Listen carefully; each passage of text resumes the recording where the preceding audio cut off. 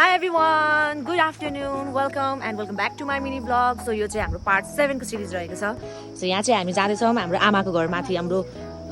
बुवामा हाम्रो मामा घरको बुवामा बस्नु भएको ठाउँ हामी माथि जाँदैछौँ र त्यहाँ काम पनि गर्नको लागि सबजना जाँदैछौँ. कि मम्मी पनि जाँदै हुनुहुन्छ. काले काले एला लास लास. So हामी सबजना यहाँ जाँदैछौँ. So let's see. तर यो भिडियो चाहिँ मेन भनेको हाम्रो मामाहरूलाई मम्मी ठुलो मम्मी र सानो मम्मीको लागि है त. उहाँहरूले आफ्नो बाल्यकाल बिताउनु भएको ठाउँ चाहिँ आज हामी एक्सप्लोर गर्न जाँदैछौँ. So let's go. मलाई कस्तो यहाँ मम्मीसँगको मेमोरी क्या एउटा मम्मीको चप्पल त्यो ब्राउन कलरको अनि एउटा ढुङ्गाबाट जानु पर्थ्यो क्या अनि मम्मी त्यो चप्पल अलिकति हिल्थ्यो अनि चिप्लेको पो याद आयो त्यो ढुङ्गामा. यहाँ माथि मामा घर उक्लिँदा क्या पहिला खोइ कताबाट हो थाहै हुँदैन हामीलाई. यता हो काले अघि अघि लाग्यो नि हुन्थ्यो नि मोबाइलै हेर्छ फेरि ठाडो माथि हो कि तेर्सै हो यता माथि हो कि खोइ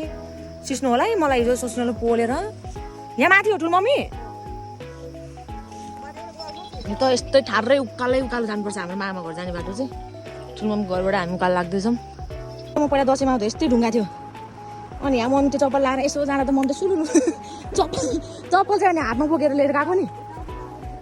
टावरहरू केही थिएन नि पहिला त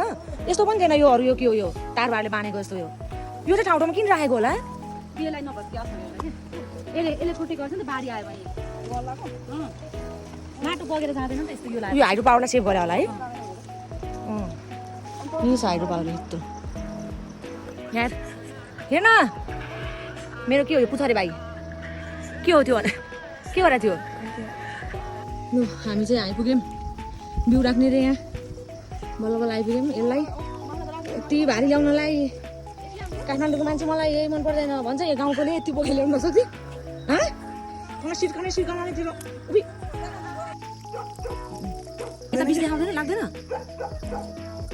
स्वादै छैन हो चाहिँ के आरु हो आरु हो क्या टेस्ट आउने भाइ जस्तो यत्रो सानो छ अनि आरु त ठुल्ठुलो हुन्छ नि. गाई चाहिँ भुइँचालो पछिको घर चाहिँ हाम्रो यहाँ चाहिँ टहर हो पुरै भत्केपछि त त्यो सानो पो देखिँदो रहेछ त है. हो नि बुवा यहीँ बाहिर बस्नुहुन्थ्यो यहाँ माथि गोठ बनाएको थियो क्या होइन बुइ ल है मम्मी यस्तो छ हाम्रो यहाँ हाम्रो बुवा आमाको घर चाहिँ यस्तो बनाएको ठाउँ चाहिँ अहिले त जङ्गल अनारको बोट बुवा आमाको घर त्यही त म भन्छु. अघि त्यो टोइलेट थियो नि तँलाई थाहा रहन्छ ल आइज तँलाई चाहिँ म भन्छु कहाँ थियो हाम्रो मामा घर त्यो उयो टोइलेट भन्दा माथि त्यो घर थियो के हो है घाँसले भरिपूर्ण हुने रहेछ है. अलिकति निशानी पनि रहन्छ यार. मैले त सेपहरू त ऊ त थियो नि भुइँचालो पछि आएको थियो नि दिदी हामी त्यति बेला भत्केको घर त थियो नि दुईपट्टि नि आगो मजाले थियो. अनि भुइँचालोको घर छुट्टै थियो अनि भन्छु हाम्रै घर हो नि त त्यसो भए त खोइ हेरौँ चाबी लाग्छ होला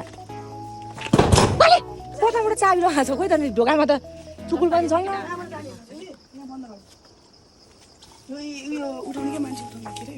लास उठाउने ए त्यो भुइँचालोको रातमा आएको होला यो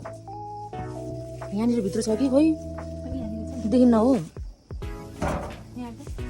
नि ऊ खोइ लाग्छमा त गाइज ल है आमा कस्तो रुन पो मन लाग्यो मलाई त है. यी बुवा आमाहरूको यो पहिलाको सन्दुकहरू सामान चाहिँ राख्नु भएको छ मामाहरूले. कहाँ खोइ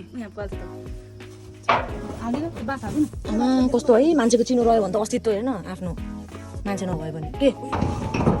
कोही काली अड्याउनै आएन हो मलाई त. आउँछ तेरो बाजे भन समात मामा यो चाहिँ हामीले गरेको है भएर चोराएर कुन चाहिँ खन्तलास गऱ्यो भने ला मिलाइछ आइज लाम जस्तोको त्यस्तै राखिदिएँ खोइ हेर्छ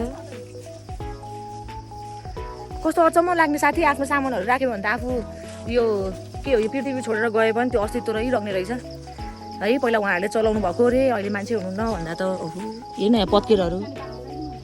त्यहाँनिर चाहिँ बुवा आमाहरूको सन्दुकहरू रहेछ पहिला राख्नुभएको. नजाउँ हो पुरै पुरानो कुराहरू पो रिकल हुने रहेछ यार. जम्काले हिँड तँलाई बरु थाहा रहन्छ हामीलाई थाहा छ अब यो सबै. तँ त जन्मे होइन तँ जन्मिने थिइस् होला सानो थिइस् क्या त अहिले त पुरै निशानै छैन भाइ. भूकम्प भन्दा अगाडिको घर क्या हाम्रो मामा घर भूकम्प पछि पो त्यहाँ बनाएको त त्यहाँ त तैँले देखिस् होला. भूकम्प भन्दा अगाडिको चाहिँ घर पहिलाको घर क्या खान्छ यहाँ धारा थियो क्या यहाँ माथि धारा थियो क्या के धारा पो भन्थ्यो त्यहाँ बुवा ती माथि गोठ हुन्थ्यो बुवा ती सुत्न जानुहुन्थ्यो क्या राति पहिला. ओ यो त काठ लिए त काले अहिलेको भाइरल काँटा चाहिँ यसको योबाट चाहिँ के एउटा प्रेरित भएर बन्या रहेछ है गाइज कहिले त है गाइज तपाईँहरू लाउनु भएको काँटा चाहिँ हाम्रो मामा घरमा पाइन्छ है ल कतिर चाहियो प्लिज डिएम मी यस्तै हुन्छ नि अहिलेको काँटा दुईपट्टि यस्तै भएर च्याट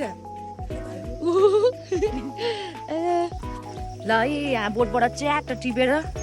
सिउरेर हिँड्यौँ हामी चाहिँ अनि यसरी घरहरू चाहिँ थिएन तर पुरै चेन्ज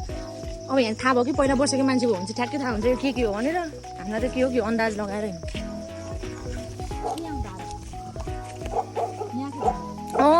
यो त कस्तो गहिरो थियो अहिले त यस्तो भएछ कि अलि उकालो अलि हाइटी थियो नि त यो यत्रो यहाँ माथिसम्म भएर हाइटी थियो कि धारा हो कि आफू पचा भएर यो हाइटी लागेको है त्यति बेला अलि हाइट हुन्थ्यो बुवा बस्नुहुन्थ्यो यहाँ माथि चाहिँ ल यो धारा चाहिँ यस्तो रहेछ धारा जस्तो के मन्दिर माथि के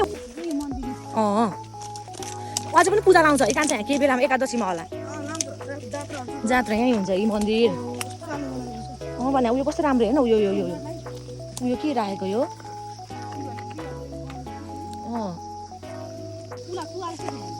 उयो हो त्यहाँबाट अनि फेरि यहाँ पनि आउँथ्यौँ हामी धारा के छ है यहाँतिर नि अहिले त केही नै छैन नक्सै छैन घाँस मात्रै छ भने कहाँ त्यो तल होइन हो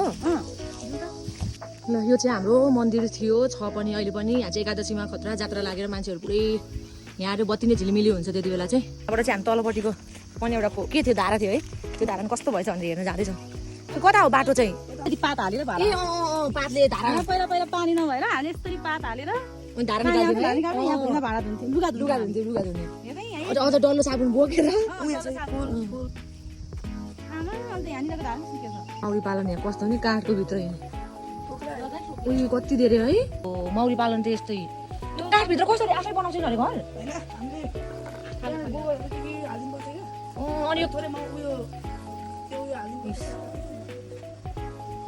टाइम है हो यस्तोबाट माथि उक्लिने यहाँबाट अरूहरूको घर थियो यहाँबाट उक्लिसकेपछि चाहिँ यो ठुलो आँगन थियो होइन यो घर अलिक पर थियो अनि यहाँ आएकोमा चाहिँ ढिकीको घर थियो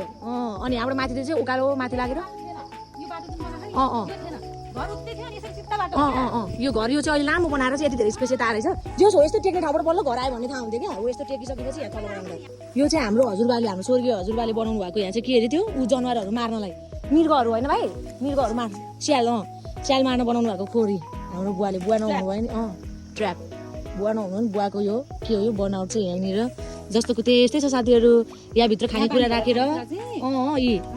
आमामा कत्रो बुद्धि लगाएको क्या है यहाँले त भाइ यहाँ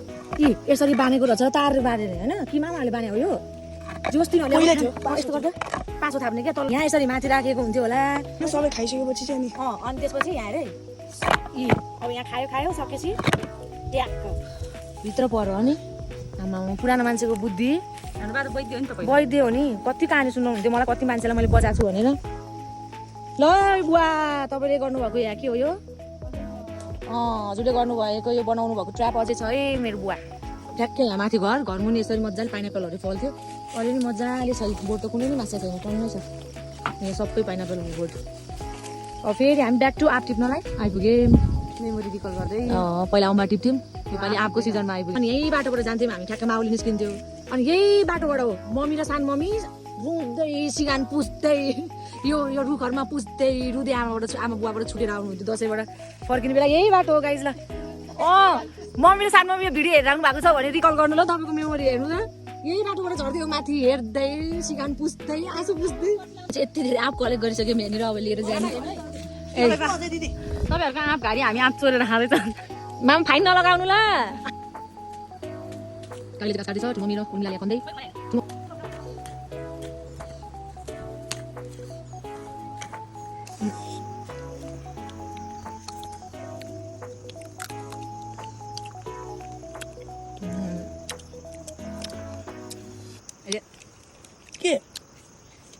ये लड़की क्या कर रहे हो तुम